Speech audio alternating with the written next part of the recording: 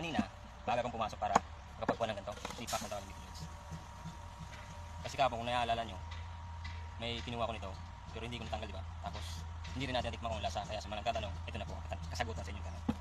Ngayon, para hindi na humaba pa yung video, tinanggal ko na kanina bago ko nag-video. Para mapabilis. Nakakain talaga to kasi bago rin ako subok na kumain, nag-search din ako tungkol sa nipa. Kaya hindi ko to delikado. Walang naman.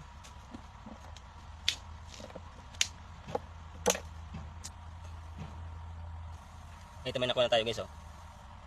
Kita nyo? Ngayon, titikman natin to. Parang ano lang, buko lang talaga, oh. Yung ano, pagmura pa siya, ganito pala yung laman niya. Ito po. Kita ba? Kita. Ito yung laman niya. Ngayon, try natin.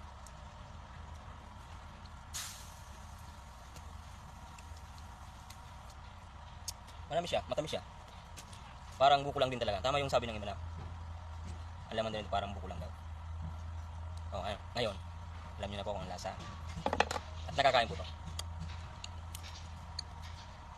Parang buko.